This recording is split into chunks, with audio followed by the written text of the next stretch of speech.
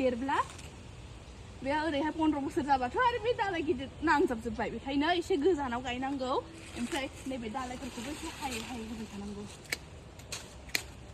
मानसिफोरा सानो दालायाव फिथाइ थायो दालायखौ हाबा फिथाइयानो थायनाय नङा होनना दालायखौ जों हानांगौ होमबासो मोजां जुदि हायाब्ला फिथाइयाबो निउट्रिसन मोना नङाबा बिनि माबाखौहाय भिटामिन निउट्रिसनखौहाय बिलाइयानो जाजोबो फिथाइया मोना बेखायनो हानांगौ दाबायदियावनो